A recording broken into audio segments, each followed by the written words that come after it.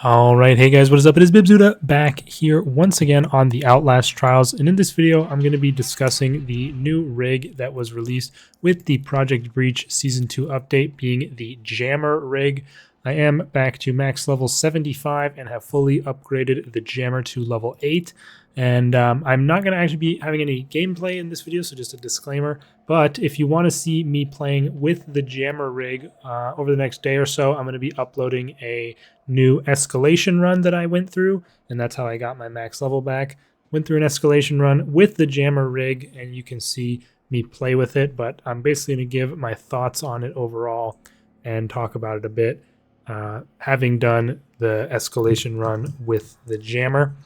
And additionally, something that I talk about in that escalation run but want to announce here as well. First of all, thank you all for 800 subscribers. I passed that like a week ago or so, and forgot to mention it. I appreciate that.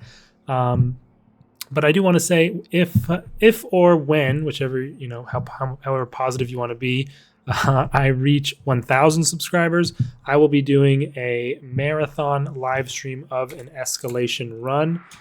Going as far as I can until I die, not stopping no matter what. My current best is 52, so I guess spoilers for the new run. I didn't break my record, but I wasn't trying to break my record really. But yeah, that will be the little event I think I'll do for 1,000 subs. I'll do a super long escalation live stream. Who knows, maybe it will never end because I will just go to infinity and beyond. I do have the ability to take breaks and not get kicked for being idle by using this special little macro I created where I just stand in the corner of the shuttle and wiggle back and forth till the end of time. And that will allow me to avoid getting kicked if I need to go sleep or do whatever. So the stream or the run could technically go on forever as long as my internet and the servers hold out and everything like that. So we will see how it goes. But yeah, that is the plan for 1,000 subs. So if you haven't subscribed yet, make sure to do so down below and let me know if you're looking forward to that eventuality. Anyways, the Jammer rig. In all honesty, just as an overall quick take, I quite like the Jammer, actually. I wasn't sure how I was going to feel about it. It is a bit different than other rigs in a way, but for me, I'd say I like it pretty much just as much as like Stun and Blind are.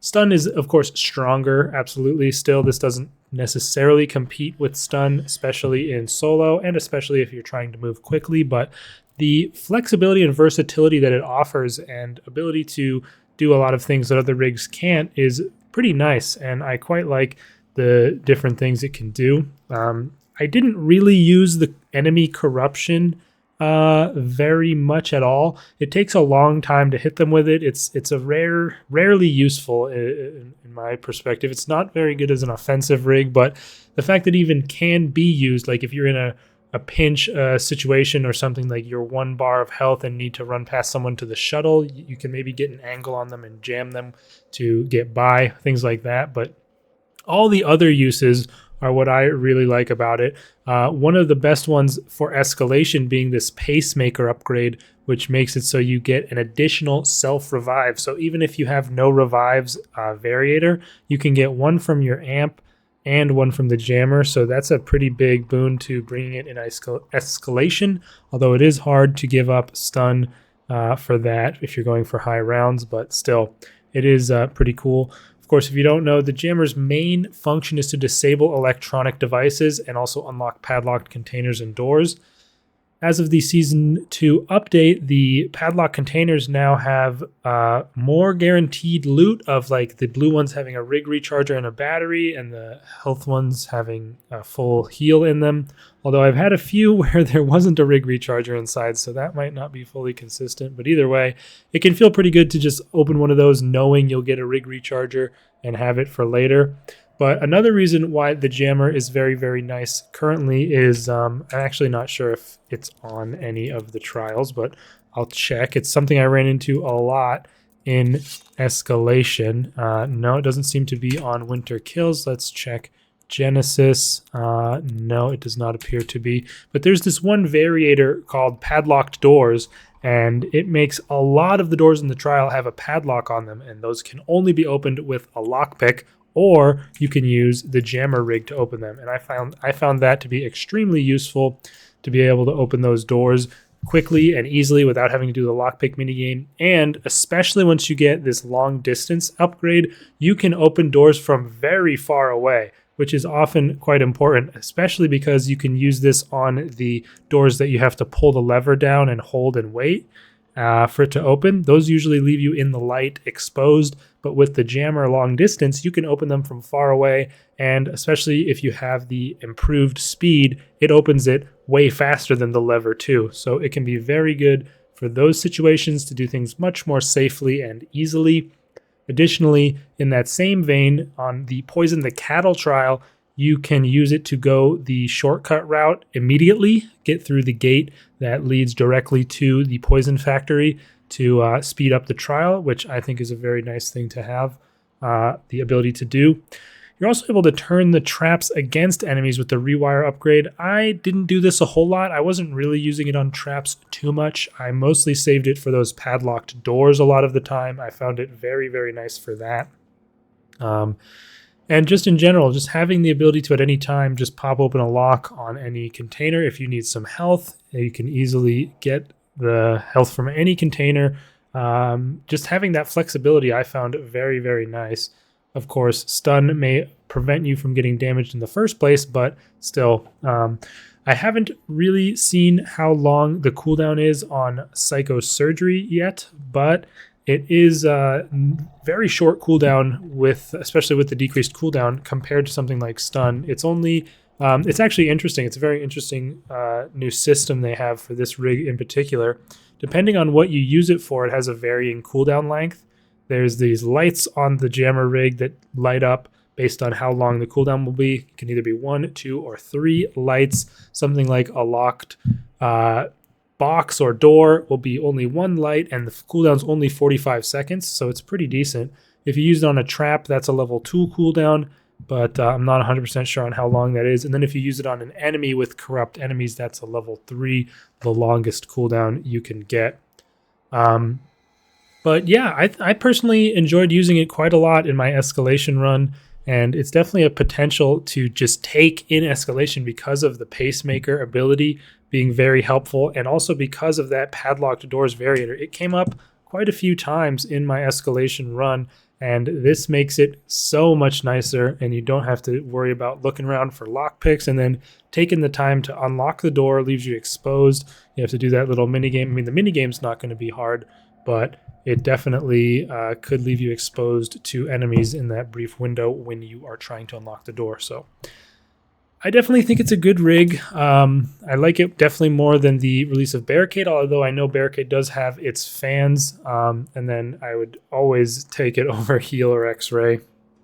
Blind, I feel like I've just fallen out of favor with in general ever since the changes that nerfed it quite heavily and the changes that additionally buffed stun. But I think Blind is in a good place. Like, it's still a good rig and you can use it, especially if you want to play slowly. But I just choose stun just so I can play a bit more quickly, a bit more loose and wild. But I still enjoy these two rigs. And then I would say, honestly, the jammer is just as enjoyable to play with for me. It definitely is a playstyle thing as well. If you're someone who wants to be permanently speedrunning and in the enemy's face, obviously you want stun. But jammer allows you to be a bit more strategic with how you play. And it's kind of fun to be able to interact with almost everything in the trial environment using this thing. And, maybe there's some Easter egg that we've yet to find out that we can use the jammer to escape and find Amelia or something. I mean, I assume people would have already found that by now, but you never know. That's another interesting consideration for bringing the jammer. But overall, I like it quite a bit. So I would highly recommend you try it out at the very least if you haven't already. It is pretty fun to play with, and I'm looking forward to having it in videos in the future. As far as the new amps are concerned, I haven't actually had a chance to test Short Circuit yet, so I'm not going to be covering that here. I did have the Evasive Maneuver amp for a decent amount of my escalation run, and it's actually quite nice in a lot of cases. If you get jumped by a jumper, you'll not take any damage. It'll just kick them off you. Even if the pusher grabs you, you will not get put in psychosis. That's a very nice thing.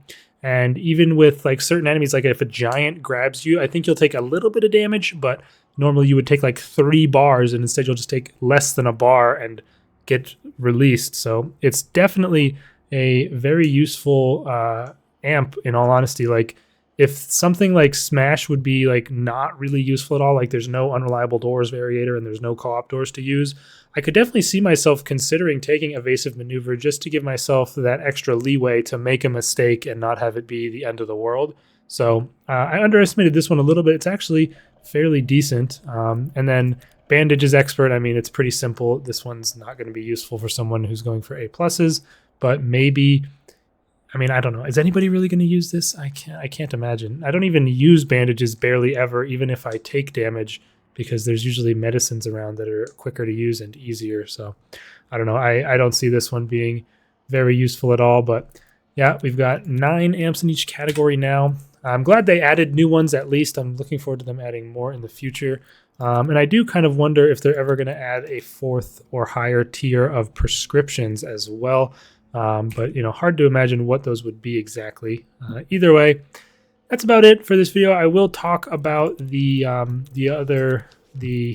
short circuit amp in a future video at some point, probably during the Winter Kills coverage. I'll test it out and talk about it.